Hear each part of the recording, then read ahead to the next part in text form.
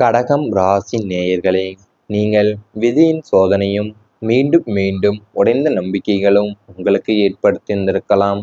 கடகம் ராசிக்கு 9ஆம் வீடு என்பது பாக்கியஸ்தானம் மற்றும் தர்மஸ்தானம் ஆகும். இதன் அதிபதி குரு பகவான். உங்கள் ஜாதகத்துல குரு தசை பலவீனமாக நடக்கும் போதோ அல்லது கோச்சாரத்தில் ஒரு மறைவு ஸ்தானத்துல இருக்கும்போதோ உங்கள் நம்பிக்கைகள் மீண்டும் மீண்டும் சோதிக்கப்படும். நீங்கள் ஒருவரை முழுமையா நம்பி பொறுப்புகளை ஒப்படைப்பீங்க. ஆனா அவங்க அதை தவறா பயன்படுத்துவாங்க. ஒரு முறை ஏமாந்த பின்னும் மீண்டும் வாய்ப்பு தரும் போது அங்கேயும் ஏமாற்றமே மிஞ்சும் உங்களுக்கு. இந்த தொடர் சோதனைகள் உங்களுக்கு மனிதர்கள் மீதான நம்பிக்கையை இழக்க செய்து விட்டிருக்கலாம். இது உங்களின் விதியின் கணக்கு என்பதால் யாரையும் மிக எளிதா நம்பக்கூடாது என்ற பாடத்தை பிரபஞ்சம் உங்களுக்கு கற்று தந்திருந்திருக்கும். அதாவது நீங்கள் உங்கள் கோச்சாரத்தில் ஒரு மறைவு ஸ்தானத்தில் இருக்கும்போது தான் உங்கள் நம்பிக்கைகள்லாம் மீண்டும் மீண்டுமே சோதிக்கப்பட்டிருந்திருக்கும். ஏன்னா நீங்கள் ஒரு முழுமையாக நம்பிட்டா பொறுப்புகளை ஒப்படைப்பீங்க. ஆனால் அவங்க அதை தவறாக பயன்படுத்தி இருந்திருப்பாங்க. ஒரு முறை ஏமாந்த பின்னும் மீண்டும் மீண்டும் வாய்ப்பு தரும்போது அங்கேயும் ஏமாற்றமே தான் உங்களுக்கு மிஞ்சிருக்கும். யாரையும் மிக எளிதாக நம்பக்கூடாதுங்கிற பாடத்தை பிரபஞ்சம் உங்களுக்கு கற்று தந்திருந்திருக்கும். ரகசிய ஸ்தானமும் வீட்டிற்குள் உருவான ரகசிய கூட்டாளிகளும் உங்களுக்கு அதிகமாகவே இருந்திருப்பாங்க. உங்கள் ராசிக்கு 8ஆம் வீடு ரகசியங்களை குறிக்கும். அதே போல் 4ஆம் வீட்டில் பாப கிரகங்களின் ஆதிக்கம் இருக்கும்போது ஒரே வீட்டிற்குள் வாழும் குடும்ப உறுப்பினர்களுக்கிடையே 2 அல்லது 3 பிரிவுகள் உருவாகும். உங்களுக்கு தெரியாம சில முடிவுகள் எடுக்கப்பட்டிருந்திருக்கும். அல்லது உங்களுக்கு எதிராக வீட்டில் உள்ள சிலரை கைகோர்த்து கொண்டு ரகசிய கூட்டாளிகளை அமைப்பாங்க. குடும்ப விவகாரங்கள்ல உங்களிடமிருந்து வரைத்து தங்களுக்குள்ளேயே பேசி முடிவெடுப்பது உங்களுக்கு பெரிய மனவேதனையை தந்திருக்கும். வீட்டிற்குள்ள நிலவும் அரசியல் உங்களை நிம்மதியாகவே வாழ விடாமல் தடுத்திருந்திருக்கும். அதாவது உங்களை ஒரே வீட்டிற்குள்ள நீங்கள் வாழும் குடும்பமே உங்கள்கிட்ட 2 அல்லது 3 பிரிவாகவே உருவாக்கி இருந்திருப்பாங்க. உங்களுக்கு தெரியாமல் சில முடிவுகளை எடுக்கிறதும் உங்களுக்கு எதிராக வீட்டில் உள்ள சிலரை கைகோர்த்து கொண்டு ரகசிய கூட்டாளியை அமைப்பாங்க. இந்த மாதிரி வீட்டுக்குள்ளே நிலவுற இந்த அரசியல் உங்களை நிம்மதியாகவே வாழ விடாமல் தவிக்கவும் செஞ்சிருந்திருக்கும். காலச்சக்கர பதிவுகளும் நீண்ட நாள் மனக்கசப்புகளும் உங்களுக்கு ஏற்படுத்தியிருந்திருக்கும். சந்திரன் நீர் ராசி என்பதால் ஒரு முறை மனசுல பதியும் கசப்பான உணர்வுகள் எளிதில் மறையாது. அது அப்படியே தான் உறைந்து போய்விடும். ஜோதிட ரீதியாக சனியின் பார்வை உங்கள் ராசி மீதோ அல்லது சந்திரன் மீதோ பதியும் போது, அதாவது புனர்பூசம் மனதில் ஏற்படும் கசப்புணர்வு பல மாதங்கள் அல்லது வருடங்கள் நீடிக்கும். எதிரே இருப்பவர் மன்னிப்பு கேட்டாலும் உங்களால் பழையபடி அவர்களிடம் பழக முடியாது. இந்த நீண்ட நாள் மனக்கசப்பு உங்கள் உடலிலும் மனசிலையும் எதிர்மறை ஆற்றலை உருவாக்கி தூக்கமின்மை மற்றும் அஜீரண கோளாறுகளை தரும். மன்னித்து கடந்து போவதே இதற்கான ஒரே ஜோதிட பரிகாரமாகவே அமையப் போகிறது. அதாவது உங்களோட மனசுல பதிகிற கசப்பான உணர்வு எளிதிலே மறைந்திருக்காது. அது அப்படியே உறைந்து போய்விட்டிருந்திருக்கும்.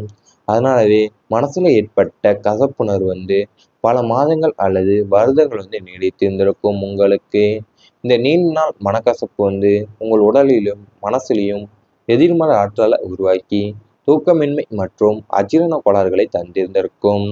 இவை அனைத்தும் உங்கள் கடந்த கால வாழ்க்கையில் நடந்திருந்தால் கமெண்ட் வாயிலாக தெரிவித்து கொண்டு நமது ராசி பலன் சேனலை சப்ஸ்கிரைப் செய்து கொள்ளுங்கள். இனி வரப்போகும் நாட்களில் உங்களுக்கு நல்லதே தான் நடக்கப் போகிறது. உறவினர்களுடைய முழுமையான ஆதரவு உங்களுக்கு கிடைக்கும். பங்காளிகள் மற்றும் தூரத்து உறவினர்களிடையே இருந்த பகைமை பாராட்டுதல் மற்றும் பொறாமை குணங்கள் மாறும். உங்களை சுற்றியுள்ள உறவினர்கள் உங்களுடைய நல்ல குணத்தை புரிந்து கொண்டு உங்களுக்கு ஆதரவாக செயல்பட தொடங்குவாங்க. குடும்ப விசேஷங்கள்ல மற்றும் சுப காரியங்கள்ல உங்களுக்கு முதலிடம் கொடுத்து மதிப்பாங்க. உங்கள் வளர்ச்சிக்கு முட்டுக்கட்டையாக இருந்தவங்க இனி உங்களை நாடி உதவி கேட்கும் அளவிற்கு சூழ்நிலை உங்களுக்கு சாதகமாகவே மாறப்போகுது. அதாவது உங்க பங்காளிகள் மற்றும் தூரத்தினரில் இருந்த பகைமையை பாராட்டுதல் மற்றும் பொறாமை குணங்கள் எல்லாமே மாறப்போகின்றது. அது மட்டும் இல்லாம உங்களை சுற்றி இருந்த உறவினர்கள் உங்களுடைய நல்ல குணத்தை புரிந்து கொண்டு உங்களை ஆதரவா செயல்பட தொடங்குவாங்க. உங்க வளர்ச்சிக்கு முட்டுக்கட்டையா இருந்தவங்க இனி உங்களை நாடி உதவி கேட்கிற அளவுக்கு சூழ்நிலை உங்களுக்கு சாதகமா மாறும். குடும்ப ஒற்றுமையோட பலம் அதிகரிக்கும். குடும்பத்துல உள்ள அனைவருமே ஒரு தாயின் பிள்ளைகளைப் போல ஒற்றுமையா செயல்படும் காலம் உங்களுக்கு இதுவே ஆகும். கூட்டு குடும்பமாக இருப்பவங்களுக்கு இருந்த சிறு சிறு மனஸ்தாபங்கள் நீங்கி ஒட்டுமொத்த குடும்பமே ஒரு நேர்கோட்டுல பயணிக்கும். பிரிந்திருந்த குடும்பங்கள் மீண்டும் ஒன்று சேருவதற்கான வாய்ப்பு கைகூடி வரும். குடும்பத்தில் எடுக்கும் எந்த ஒரு முக்கிய முடிவுமே அனைவரின் சம்மத்துடனும் மகிழ்ச்சியுடனுமே எடுக்கப்பட போகிறது. அதாவது இனி உங்க குடும்பத்துல அனைவருமே ஒரு தாயின் பிள்ளை போலத்தான் ஒற்றுமையா செயல்பட போறீங்க. கூட்டு குடும்பமா இருப்பவங்களுக்குள்ள இருந்த சிறு சிறு மனஸ்தாபங்களை நீங்கி ஒட்டுமொத்தமான குடும்பமும் நேர்கோட்டிலேயே அமைய போகிறது. குடும்பத்துல எடுக்கிற எந்த ஒரு முக்கிய முடிவுமே அனைவரோட சமத்துடனும் மகிழ்ச்சியுடனேயுமே எடுக்கப்படும். ஆன்மீக ஈடுபாடும் ஆத்மார்த்த தேடலுமே உங்களுக்கு அதிகமா இருக்க போகுது. 9ஆம் வீடான பாக்கியம் மற்றும் தர்மஸ்தானம் வெளிப்படைவதால் உங்களின் கவனம் லொலியாக வாழ்க்கையிலிருந்து ஆன்மீக பக்கமாக திரும்பும். குலதெய்வ கோவிலுக்கு சென்று நேர்த்தி கடன்களை செலுத்துவீங்க. மகான்களோட தரிசனம், ஆன்மீக பெரியோர்களின் ஆசிகள் மற்றும் தீட்சை போன்றவை கிடைக்கப் பெறும். ஆன்மீக பயணங்கள் புண்ணிய ஸ்தல யாத்திரைகள் மேற்கொள்வதன் மூலம் உங்கள் ஆன்மா தூய்மை அடைவதை உணர்வீங்க.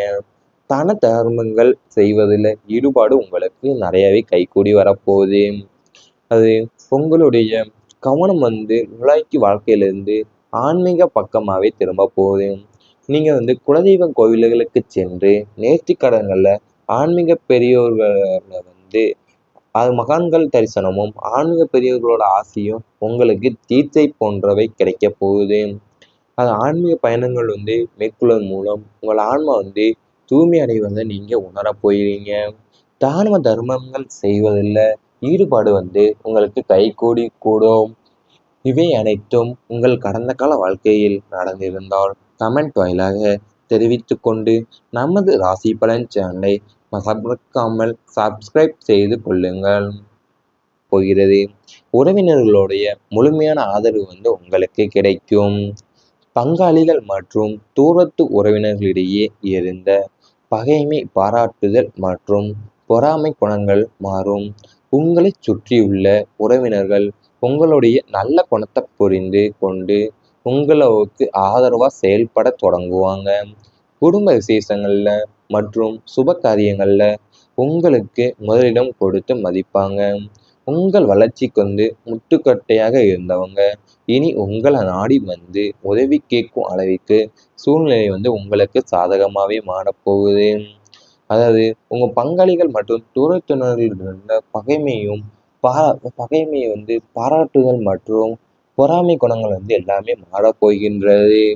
அது மட்டும் இல்லாம உங்களை சுற்றி இருந்த உறவினர்கள் உங்களுடைய நல்ல குணத்தை புரிந்து கொண்டு உங்களை ஆதரவா செயல்பட தொடங்குவாங்க.